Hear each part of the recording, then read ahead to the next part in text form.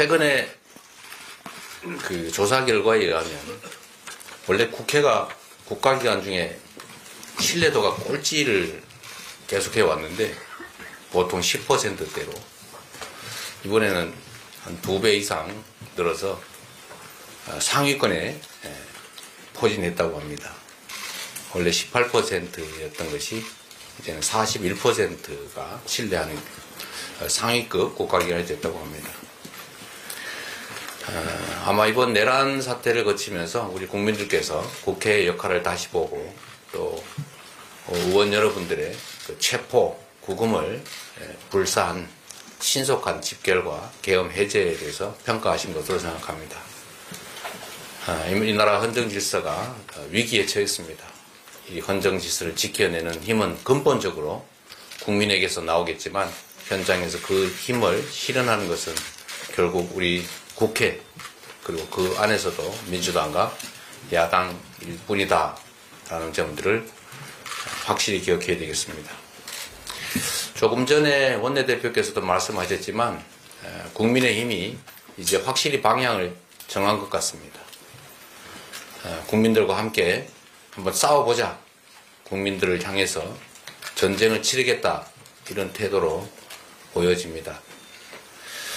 당랑거철 같은 그런 느낌이 듭니다.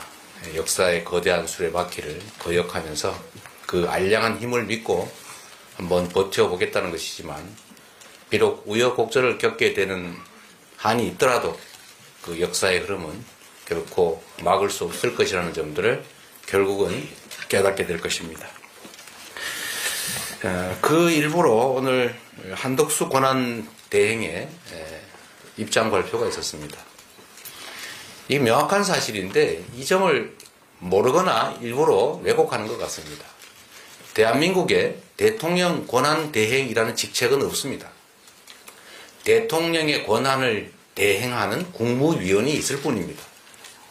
어느 표창장을 봐도 이렇게 써져 있습니다. 대통령 권한대행 국무총리 누구, 대통령 권한대행 외무부 장관 누구 이렇게 써져 있습니다.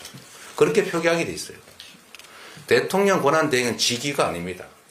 그런데 이거 마치 대통령에 준하는 하나의 헌법상 기관 또는 지위인 것처럼 호도하고 또 그에 따라서 대통령에 준하는 문책 요건을 갖춰야 된다 이런 해괴한 주장을 하는 사람들이 있습니다.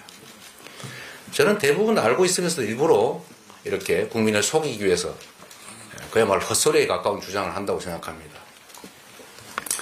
각종 관련 규정을 한번 찾아보기를 바랍니다. 그러한 한덕수 대통령 권한 대행인 국무총리가 오늘 아침에 이런 입장을 발표했습니다. 특검법이든 헌법재판관 임명이든 국회가 다시 논의를 해라. 이게 말이 됩니까? 국회는 이미 결정을 했습니다. 특검법에 대해서 결정을 한 것입니다. 집단적 의사결정을 했습니다. 그런데 그 중에 내부의 그 의사결정 과정에 일부가 다른 의견을 가진 게 있다 하더라도 국회의 의견은 그 집합적 의사결정으로 존중돼야 되는 것입니다. 그게 국회 아닙니까? 이 말은 결국은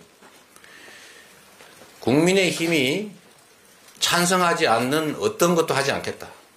국민의힘이 시키는 대로 국민의힘의 입장에 맞춰서 국정을 운영하겠다라고 선언한 것 아닙니까? 이것은 내란 행위에 대해서 또 외환 유치 행위라고 하는 이런 엄청난 반국가적 행위에 대해서 엄정한 수사와 책임을 묻는 그 절차를 하지 않겠다. 즉 내란 행위를 지지 지원하겠다는 의사를 표명한 것과 똑같습니다. 이것도 문제인데 더 심각한 문제는 헌법기관 구성은 대통령의 권한이 아니라 책임이기도 한 것입니다.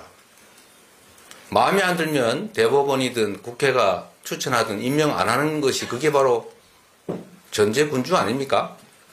그건 의무로서 형식적으로 하는 것입니다. 그런데 결국 국민의힘이 반대하니까, 즉 내란에 동조하는 세력들이 반대하니까 헌법기관 구성을 미뤄서 헌정 질서를 사실상 파괴하고 판단을 하지 못하게 하겠다. 이런 뜻 아니겠습니까? 이거는 결국 또 다른 헌정 질서 문란, 국헌 문란 행위로 독립적인 내란 행위라고 생각이 됩니다. 반드시 책임을 물어야 되겠습니다. 지금까지는 혹여라도 국무총리가 국정 안정에 조금이나마 도움되는 방향으로 제 역할을 할 것으로 기대를 조금이나마 했는데 오늘 아침에 이 발언을 보니까 국정을 제대로 운영할 생각은 전혀 없고 내란 세력을 비호할 생각밖에 없어 보입니다. 맞습니다. 책임을 반드시 물어야 될 것 같습니다. 대한민국의 운명이 그야말로 바람 앞에 등불 같습니다. 그러나 우리 국민들은 언제나 이 위기를 이겨내왔습니다. 이번에도 우리 국민들께서는 반드시 이 역경을 이겨내고 대한민국의 역사를 바른 방향으로 이끌어낼 것이고 그 최선두에 우리 더불어민주당이 서 있을 것입니다. 함께 이 역경을 이겨내고 대한민국을 세계가 인정하는 모범적인 민주국가로 다시 한번 세워나가시기를 기대합니다. 여러분을 믿습니다. 고맙습니다.